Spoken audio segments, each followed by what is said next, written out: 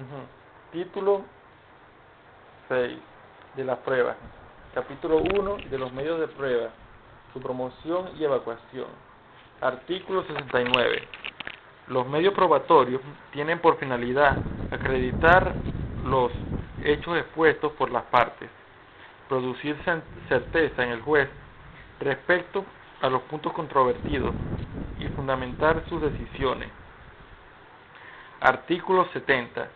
Son medios de prueba admisibles en juicio aquellos que determina la presente ley, el Código de Procedimiento Civil, el Código Civil y otras leyes de la República. Quedan excluidas las pruebas de posiciones juradas y el juramento decisorio. Las partes pueden también valerse de cualquier otro medio de prueba, no prohibido expresamente por la ley, y que consideren conducente a la demostración de sus pretensiones. Estos medios se promoverán y evacuarán en la forma preceptuada en la presente ley. En lo no previsto en esta se aplicarán por analogía las disposiciones relativas a los medios de prueba semejantes contemplados en el Código de Procedimiento Civil, Código Civil o, en su defecto, en la forma que señala el juez del trabajo. Artículo 71. Cuando los medios probatorios ofrecidos por las partes sean insuficientes para formar convicción, el juez, en decisión motivada e inimpugnable, puede ordenar la evacuación de medios probatorios adicionales que considere convenientes.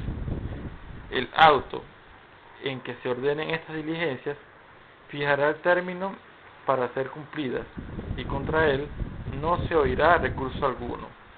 Artículo 72. Salvo disposición legal en contrario, la carga de la prueba corresponde a quien afirme los derechos que configuren su pretensión o a quien los contradiga, alegando nuevos hechos. El empleador, cualquiera que fuere su presencia subjetiva en la relación procesal, tendrá siempre la carga de la prueba de las causas de despido y del pago liberatorio de las obligaciones inherentes a la relación del trabajo. Cuando corresponde al trabajador probar la relación de trabajo, gozará de la presunción de su existencia, cualquiera que fuere su posición en la relación procesal. Artículo 73.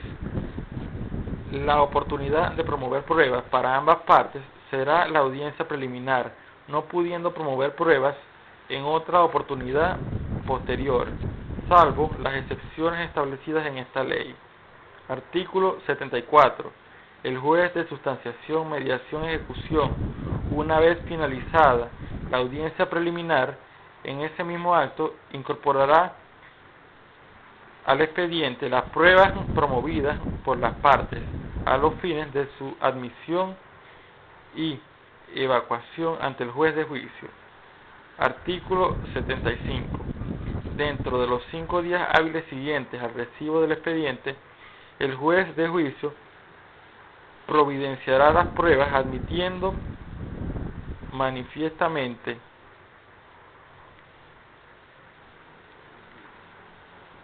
las que aparezcan manifiestamente ilegales o impertinentes.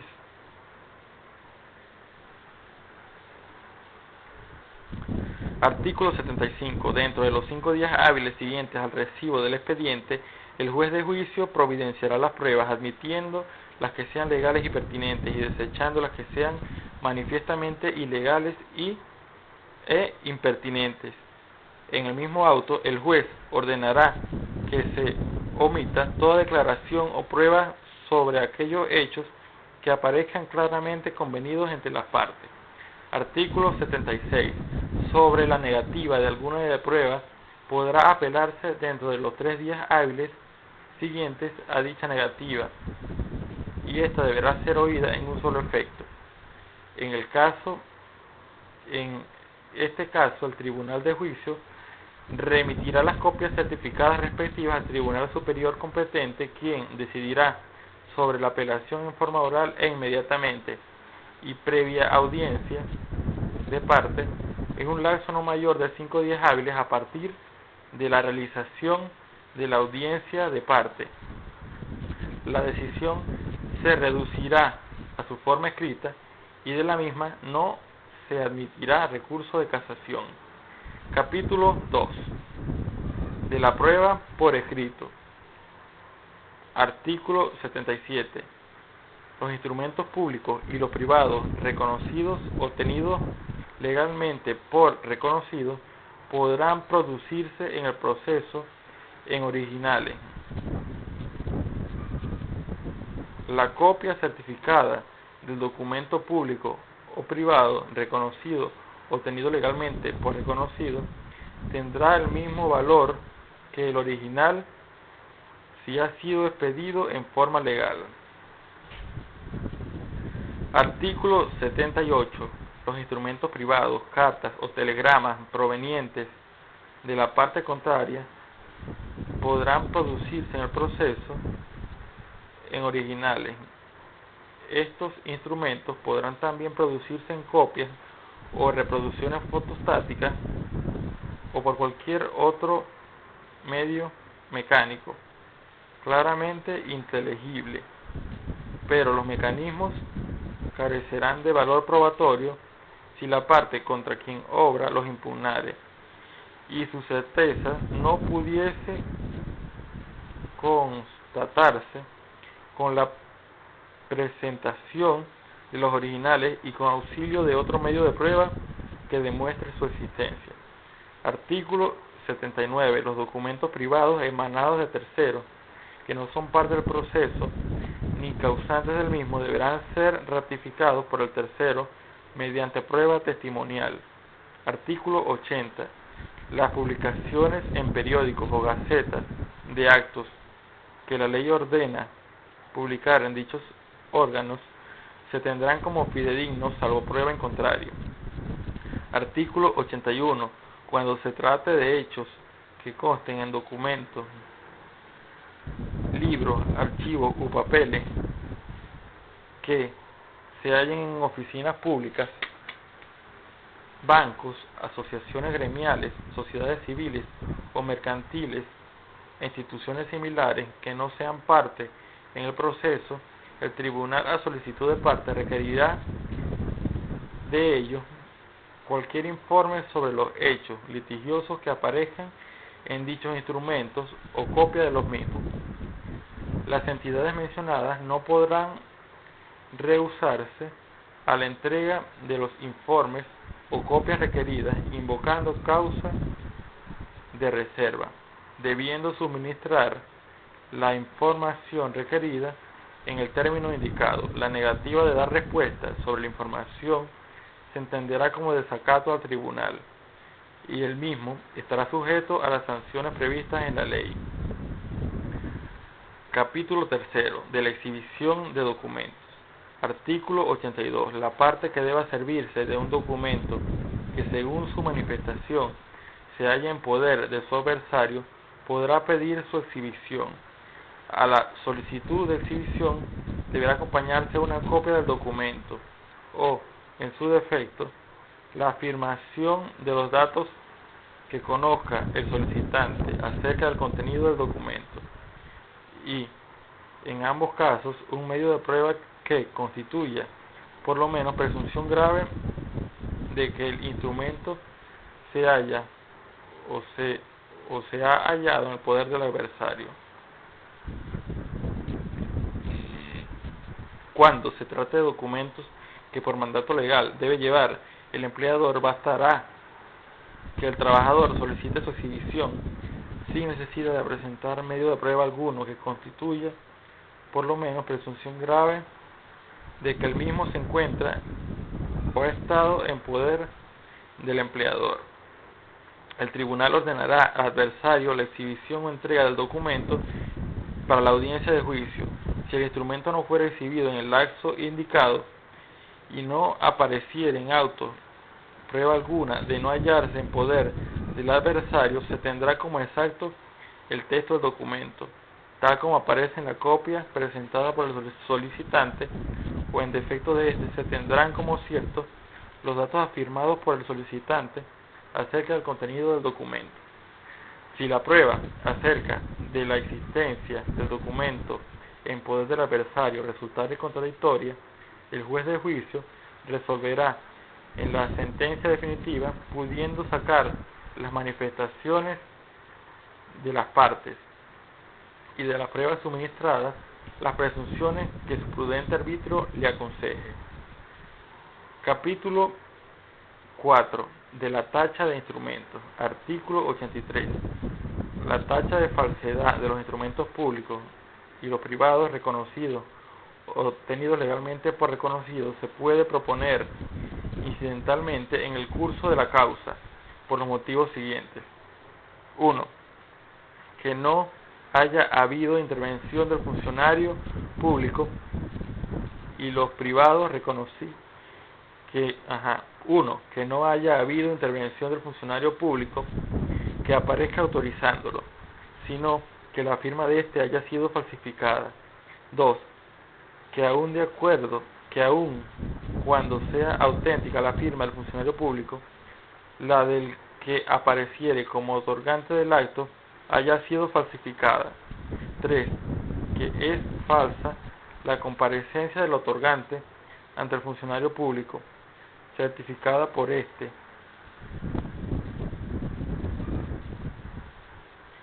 sea que el funcionario público haya procedido maliciosamente o que se le haya sorprendido en cuanto a la identidad del otorgante. Artículo 4.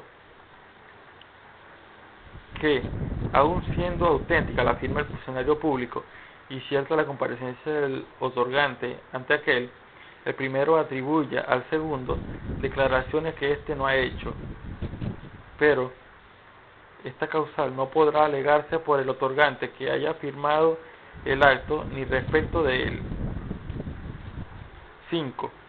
Que, aun siendo ciertas las firmas del funcionario público y del otorgante, se hubiesen hecho con posterioridad al otorgamiento alteraciones materiales en el cuerpo de la escritura capaz de modificar el sentido o alcance. Y 6.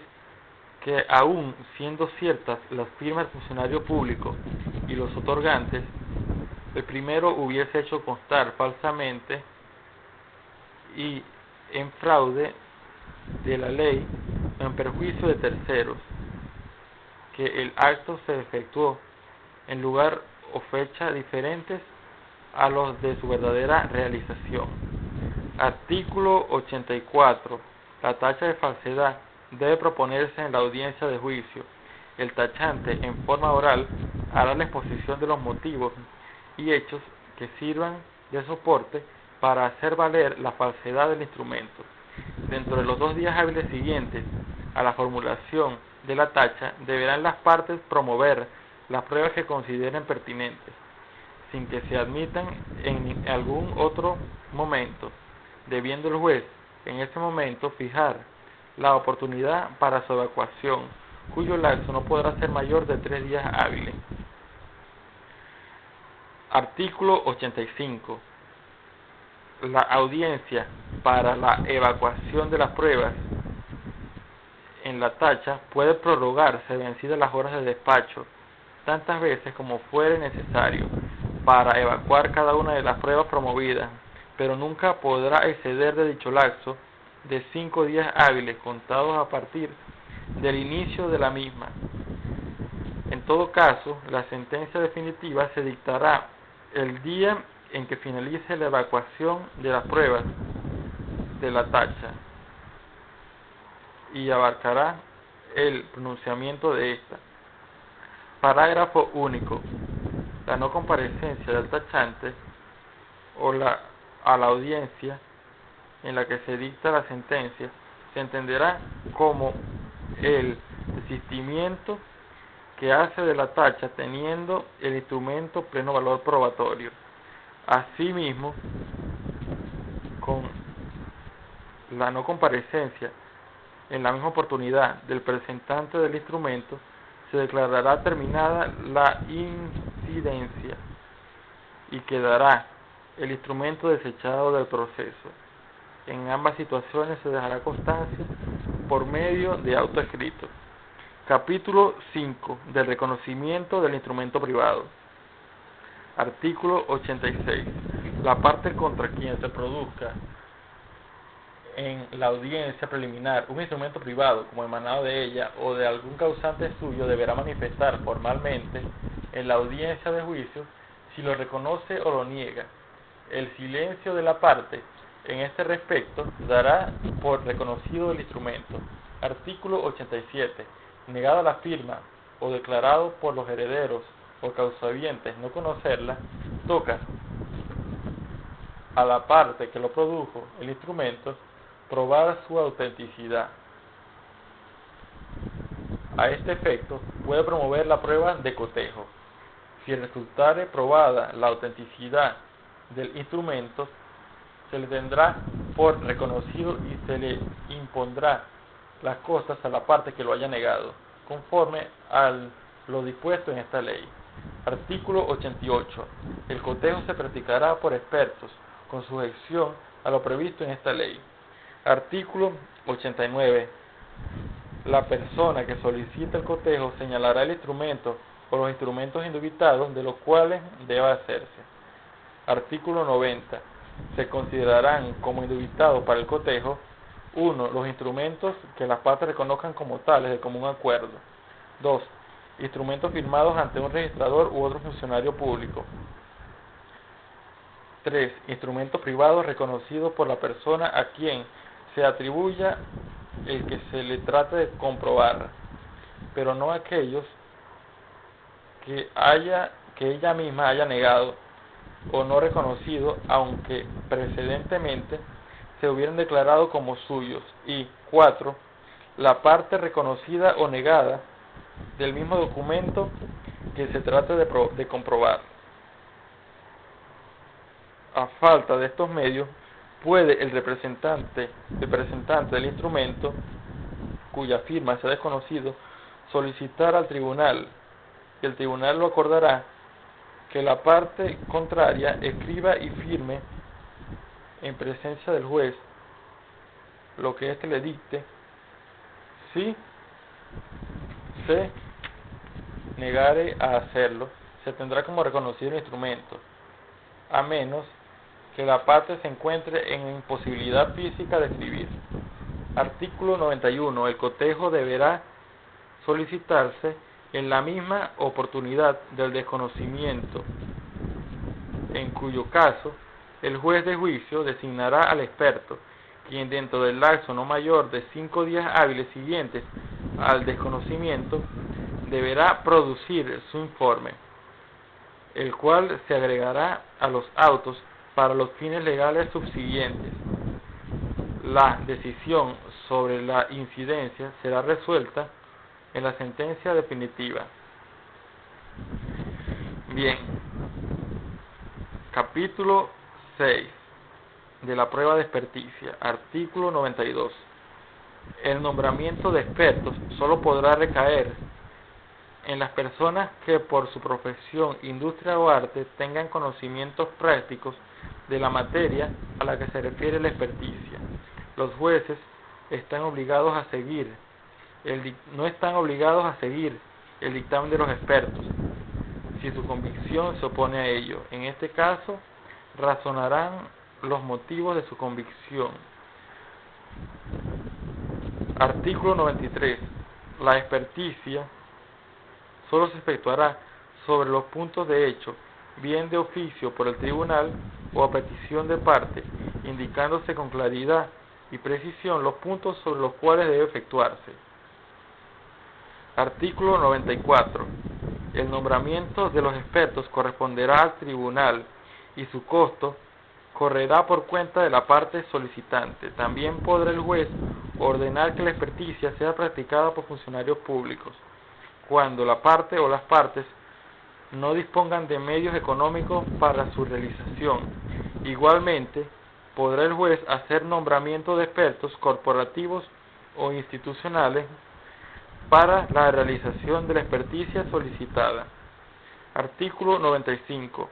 Los funcionarios o empleados públicos que tengan conocimientos periciales en una determinada materia estarán obligados a aceptar el cargo de expertos y a rendir declaración en la oportunidad que fije el tribunal. Para la realización de su labor, los entes públicos en los cuales estos presten sus servicios deberán otorgarles todas las facilidades necesarias para la realización de tan delicada misión. El incumplimiento de dicha obligación por parte del funcionario público designado será causal de destitución. Artículo 96. Los expertos que no sean funcionarios o empleados públicos deberán cumplir bien y fielmente su misión que le encomiende el tribunal. En caso de incumplimiento de las obligaciones que le impone la presente ley, el tribunal competente del trabajo podrá inhabilitarlos en el ejercicio de sus funciones por ante los tribunales del trabajo por un periodo no menor de 1 año, ni mayor de 5 años, según la gravedad de la falta. Dicha decisión será impugnable por ante el Tribunal Superior competente. Artículo 97.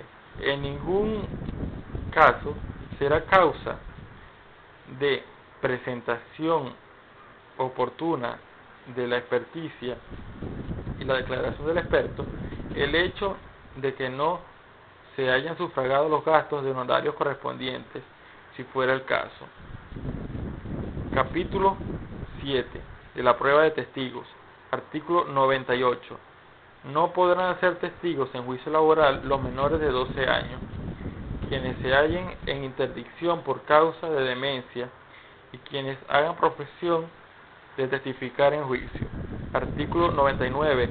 El testigo que declare falsamente bajo juramento será sancionado penalmente conforme a lo establecido en el Código Penal.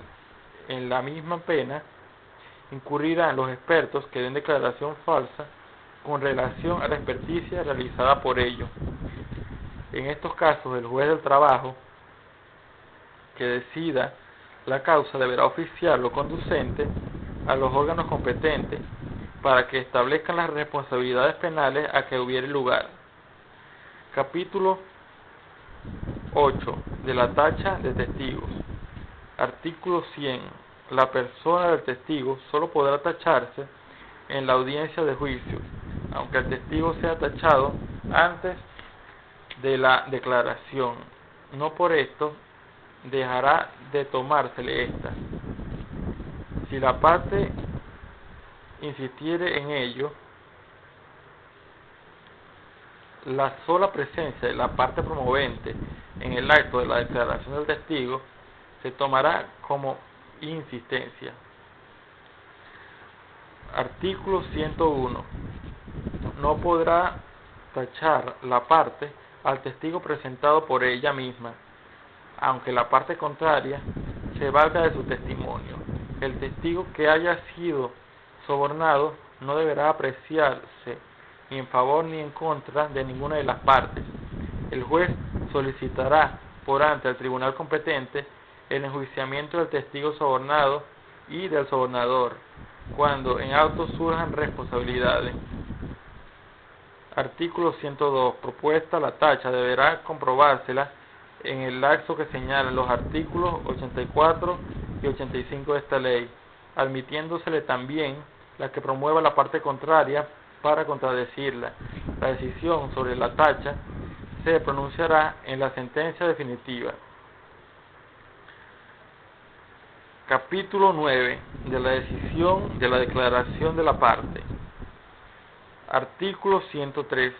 En la audiencia de juicio las partes, el trabajador y el empleador, se considerarán juramentadas para contestar al juez de juicio las preguntas que éste le formule y las respuestas a aquellos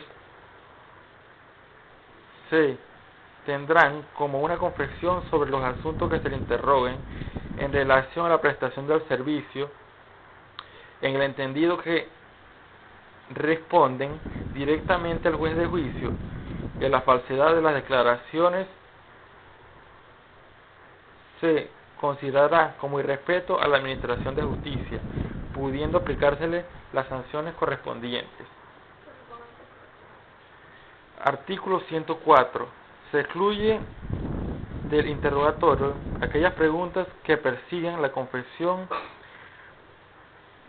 para luego aplicar las sanciones previstas en la Ley Orgánica de Prevención, Condiciones y Medio Ambiente del Trabajo. Artículo 105. El juez de juicio resumirá en acta las preguntas y respuestas y calificará la falsedad de estas en la sentencia definitiva si fuera el caso, si no es posible su grabación. Artículo 106. La negativa o evasiva de contestar hará tener como cierto el contenido de la pregunta formulada por el juez de juicio.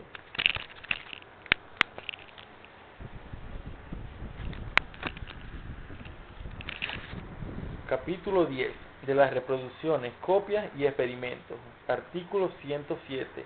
El juez, a pedimento de cualquiera de las partes y aún de oficio, puede disponer que se ejecuten planos, calcos y copias, aún fotográficas, de objetos, documentos y lugares, y cuando considere necesario, reproducciones cinematográficas o de otra especie que requieran empleo de medios, instrumentos y procedimientos mecánicos.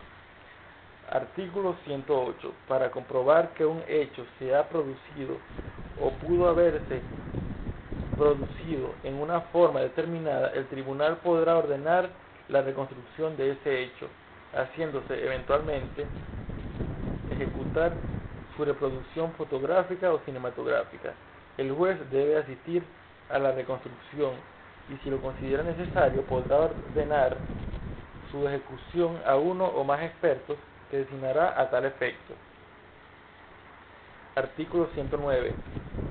En el caso de que así conviniere a la prueba, pudiere también disponerse la obtención de radiografías o radioscopias, análisis hematológicos, bacteriológicos y cualquiera otros de carácter científico mediante un experto de reconocida aptitud nombrado por el tribunal. Artículo 110.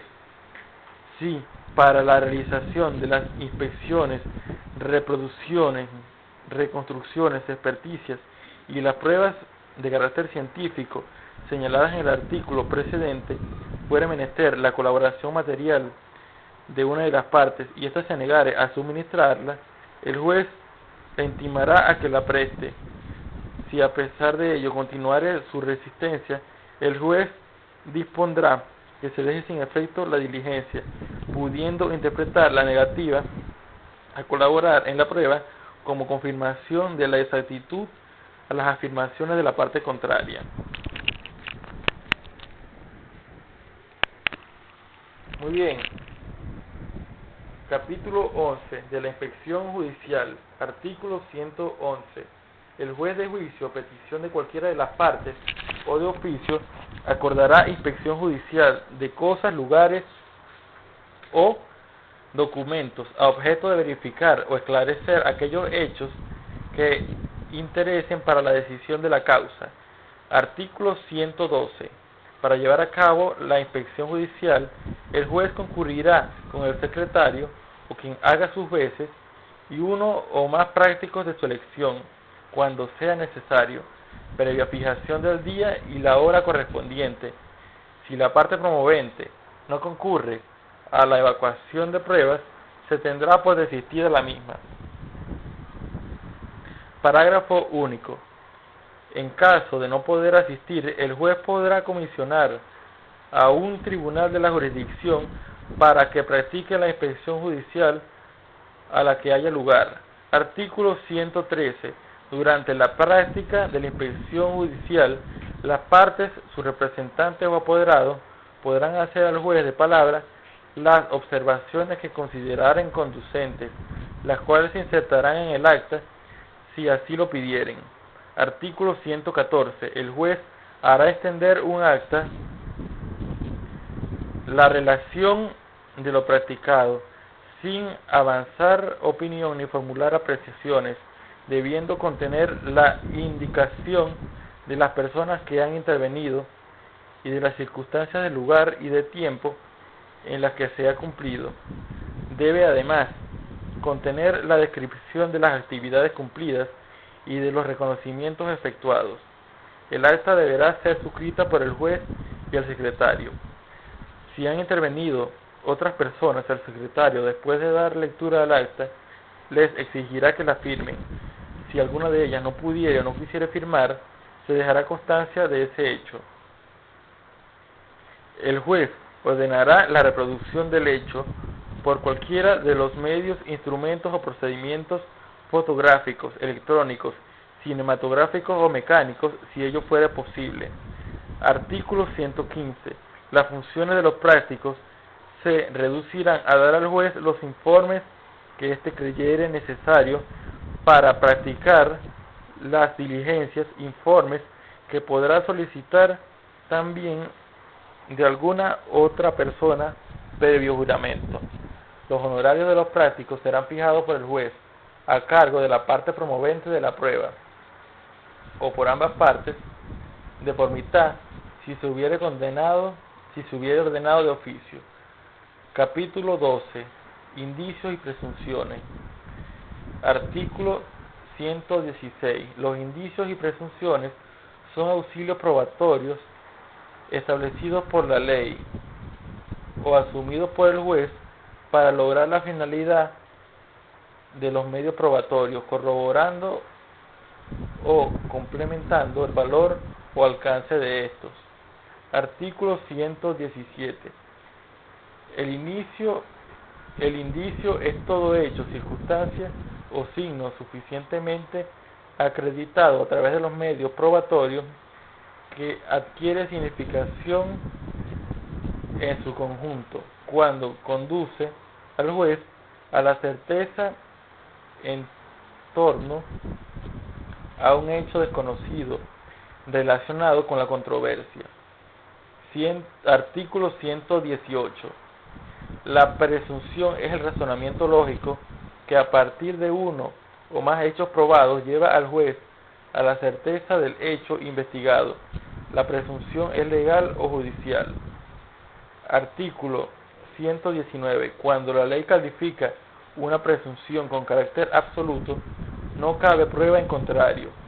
El beneficiario de tal presunción no sólo ha de acreditar la realidad del hecho, que ella sirve de base. Artículo 120. Cuando la ley presuma una conclusión con carácter relativo, la carga de la prueba corresponderá a quien pretende desvirtuar la presunción. Artículo 121. El razonamiento lógico del juez, basado en las reglas de la experiencia o en sus conocimientos y a partir del presupuesto debidamente acreditado en el proceso, contribuye a formar convicción respecto al hecho o hechos controvertidos. Artículo 122. El juez puede traer conclusiones en relación con las partes, atendiendo a la conducta que éstas asuman en el proceso, particularmente cuando se manifieste notoriamente en falta de cooperación para lograr la finalidad de los medios probatorios o con otras actitudes de obstrucción. Las conclusiones del juez estarán debidamente fundamentadas. Muy bien.